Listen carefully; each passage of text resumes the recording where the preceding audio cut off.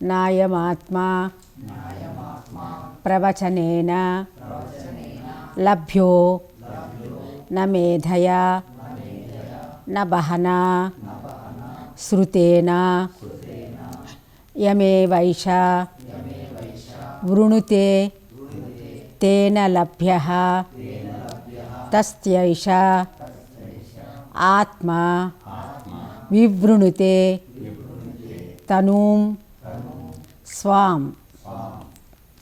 ప్రసంగాల వలననో పాండిత్యం వలననో అనేక విషయాలు ఆలకించడం వలనో ఈ ఆత్మను పొందలేము. అందుకనే ఆశ్రమంలో కేవలం ప్రసంగంతో చేయటానికి వీల్లేదు. మీరు ఖచ్చితంగా సత్కార్యాలలో మీరు నిమగ్నం అవ్వాలి. ఇది ఇక్కడ వినంగానే కాదు, విన్నదానిని ఆచరించడానికి ప్రయత్నం చేయాలి. అందుకనే ఆశ్రమం అనేకమైనటువంటి సత్కార్యాలు తీసుకుంటూ ఉంటుంది, టేకప్ చేస్తూ ఉంటుంది. ఏమిటవి? యోగం, స్కూల్స్లో పిల్లలందరికీ యోగం చెప్పటము, లేకపోతే ఆశ్రమంలో అనేక రకాలైనటువంటి సత్సంగంతో కూడినటువంటి పనులు చేయించటము, అన్నదానం చేయించటము, బడి పిల్లలకి అనేక రకాలైన విషయాలు చెప్పడానికి ప్రయత్నం చేయటము, యోగా ప్రోగ్రామ్స్ కండక్ట్ చేయటము, ఇవన్నిటిలో మీరు కూడా పాల్గొన్నప్పుడే మీరు కూడా ఆచరించాలి. మీ ద్వారా ఆచరింపబడాలి. మన ద్వారా, మీ అంటే మన ద్వారా ఆచరింపబడినప్పుడే ఇది వివృణితే. అంటే ఎవడైతే ఈ ఆత్మ కోసం పరితపిస్తూ కష్టపడుతూ దాంట్లో సాధనలో నిమగ్నమై ఉంటాడో వాడి యందు ఆ ఆత్మకి ఒక ప్రసన్నత కలిగి అతనికి దర్శనం ఇస్తుందన్నమాట. ఈ ఆత్మ ఎవళ్ళకంటే వాళ్ళకి ఇది దర్శనం ఇవ్వదు. వివృణుతే అంటే ఎప్పుడూ నిరంతరము దానికోసం శ్రమిస్తూ దాని ధ్యాసలో ఎవడైతే ఉంటాడో వాడికి ప్రత్యక్షం అవుతుంది. కానీ ఎప్పుడు నీ ఇహలోకపు కోరికలు, ఇహలోకపు కష్టాలలో గనక భవబంధాల్లో గనక నిమగ్నమై ఉంటే ఇది దొరకదు అని చెప్తున్నాడు. నాయమాత్మ ప్రవచనేన అంటే మనం కాసేపు ప్రవచనం వినగానే అబ్బో మనం చాలా గొప్ప పని చేసాము, ఇవాళ భగవద్గీత విన్నామండి, ఇవాళ ఉపనిషత్తు విన్నామండి. చాలామంది అంటూ ఉంటారు. నేను మన ఆశ్రమంలోంచి వెళ్ళిపోయిన వాళ్ళు కూడా ఏమంటున్నారంటే, మేము అచలా ఛానల్ చూసేసి చక్కగా అందులో మీవి వస్తున్నాయి, గురువుగారి చాలా ప్రవచనాలు వస్తున్నాయి, అది విని చాలా సంతోషిస్తున్నాం. What is the use? ఇక్కడ చెప్తున్నాడు వాడు. అటువంటివి కాదు, అది ఆచరణలోకి తేవాలి. ఊరికే విన్నంత వరకు ఏం కాదు, అది ఊరికే తెలుస్తుంది. అది మళ్ళీ నువ్వు నలుగురితో నేను అది విన్నాను ఇది విన్నానని చెప్పుకోవడానికి తప్పితే ఇంకా దేనికి పనికిరాదు. ప్రవచనేన లభ్యో ప్రసంగాల వలనో పాండిత్యం వలననో. పాండిత్యం వలన అంటే ఏంటి? దీనికి తోడు ఇప్పుడు కొంతమంది మన ఆశ్రమంలో కూడా, అంటే ఇంతకు ముందు కూడా నేను విని ఉంటాను, మనం ఇక్కడ చెప్పుకున్నటువంటి పలుకులు వాళ్ళు కూడా పలుకుతూ ఉంటారనమాట. పలుకుతూ ఉండి నలుగురిని ఒక సంఘంగా ఏర్పడి వాళ్ళ ఎదురుకుండా ఇక్కడ నేర్చుకునేవి తీసుకెళ్ళి అక్కడ చెబుతూ ఉంటారు.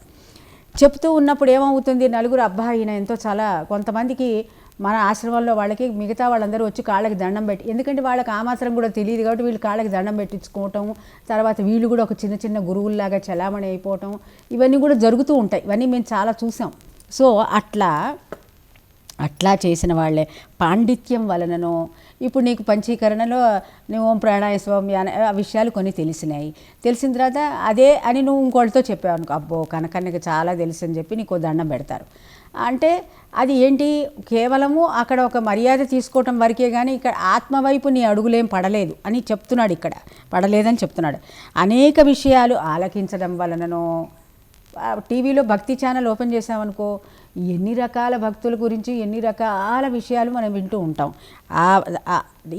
అంటే ఈ ఆత్మనంటే అవన్నీ వినటం వల్ల నిన్ను నువ్వు తెలుసుకోలేవు అని అర్థం. ఆత్మ అంటే నువ్వే అని అర్థం. నిన్ను నువ్వు తెలుసుకోలేవు ఇవన్నీ వల్ల.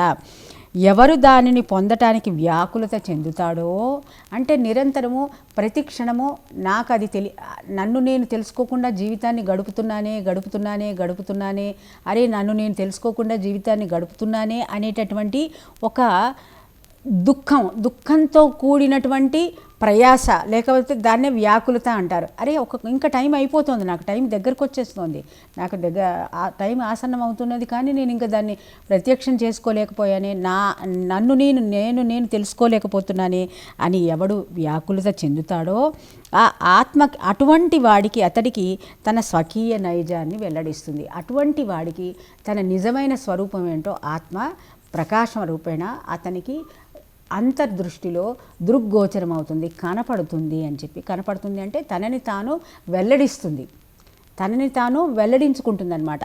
సో ఆ విధంగా సో ఇక్కడ మళ్ళీ మనం ఈ ప్రతిపదార్థం చూసామా? మనం దీనికి ప్రతిపద అయం, ఈ ఆత్మ, ఆత్మ అంటే నేను, ప్రవచనేన నన్ను నేను, ప్రసంగాల చేత తెలుసుకో, నా లభ్య పొందలేను, నా మేధయ అంటే నాకు బాగా, నేను చాలా తెలివిగలవాడండి, గురువుగారు ఏది చెప్తే అది నేను ఆయన చెప్పిన దానికంటే ఎక్కువగా ఊహించగలను, బాగా తెలివిగలవాడిని. చాలామంది మన శిష్యుల్లో కూడా అసలు అంటే వాళ్ళ యొక్క మేధస్సు చాలా గొప్పగా ఉంటుంది. గురువుగారు ఇంకా కొన్ని యాంగిల్స్ ఆలోచించగలడు, నేను అంతకంటే ఎక్కువగా ఆలోచించగలను అనేవాళ్ళు చాలామంది ఉన్నారు మన దగ్గర కూడా. సో అంటే ఇవన్నీ కూడా మన యొక్క ప్రాక్టికల్ దీంట్లో. సో అటువంటి వాళ్ళ పాండిత్య చేత కూడా ఇది అటువంటి వాళ్ళకు కూడా ఇది దొరకదు.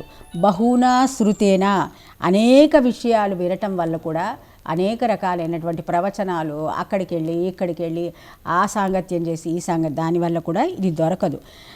యం ఏవ ఏష, ఎవరి దానికోసమే వృణితే వ్యాకులత చెందుతాడు, అంటే నన్ను నేను తెలుసుకోకుండా నా జీవితాన్ని వృధా చేసుకోకూడదు.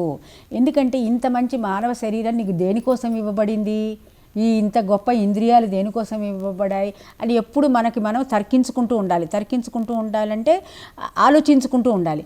నువ్వు పురుగులాగా, చీమలాగా, ఈగలాగా, దోమలాగా ఎందుకు పుట్టలేదు, ఇంత గొప్ప శరీరం నీకు ఎందుకు స్పెషల్గా ఇవ్వబడింది, దీనికి వేరే పర్పస్ ఏముంది, చాలా గొప్పదైనటువంటి దీనికి ఒక లక్ష్యం ఉన్నది అని తెలుసుకోండి.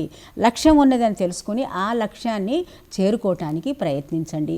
ఒక్క మానవుడు మాత్రమే తన లోపలికి తాను తొంగి చూసుకుని తన ఆత్మని తను తెలుసుకోగలిగినటువంటి శక్తి ఉంది, మిగతా జీవరాశులకి ఏది లేదు. మన మనుషులకే అటువంటి విశేషమైనటువంటి ప్రజ్ఞ ఉంటుంది. కాబట్టి అందుకే ఇంత గొప్పదైనటువంటి శరీరం మనకి ఇవ్వబడింది అని చెప్పి తన చెందుతాడో, వృణితే వ్యాకులత చెందుతాడో, తేన అతడి చేత లభ్య పొందపడుతుంది. ఎవరు నిరంతరము దాని గురించి నన్ను నేను తెలుసుకోకుండా జీవితాన్ని వృధా చేయకూడదని నిరంతరము మనం బయట ఏ పనులు చేస్తున్నా దాని మీద దృష్టి పెట్టి ఎవడైతే పని చేస్తూ ఉంటాడో, తస్య అతనికి స్వాం తన యొక్క నిజపాద దర్శనం అంటూ ఉంటాం మనం చాలాసార్లు. నిజ దర్శనం, ఆత్మ యొక్క నిజ దర్శనం. ఇప్పుడు మన ఆత్మ అంటే 3 రకాల ఆత్మలు ఉన్నాయి. ఏది స్థూలమైన ఆత్మ అంటే మన శరీరం మనకి కనపడుతూనే ఉంది. సూక్ష్మమైన ఆత్మ, మన మనసులో ఉన్నటువంటి అన్ని రకాల భావాలు మనకు తెలుస్తూనే ఉన్నాయి. ఇవి 2 మనకి తెలుస్తూనే ఉన్నాయి. ఇంకా అంతకంటే కనపడకుండా అసలు నిజమైన ఆత్మస్వరూపంగా ఒకటి వెలుగొందుతూ ప్రకాశిస్తూ మనలో ఏదైతే ఉందో అది మనం ఈ కనుల ద్వారా తెలుసుకోలేక, అంతర్ముఖం కాలేక, దాని వెనుక దృష్టి పెట్టక ఉండటం వల్ల మనకు అది కనపడటం లేదు. ఎవడైతే దానిని శ్రద్ధగా దాని యందే దృష్టి పెట్టి దానికోసమే జీవనాన్ని గడుపుతూ ఉంటాడో వాడికి అది తప్పకుండా కనపడుతుంది, తప్పకుండా తెలపబడుతుందని ఇక్కడ చెప్పింది.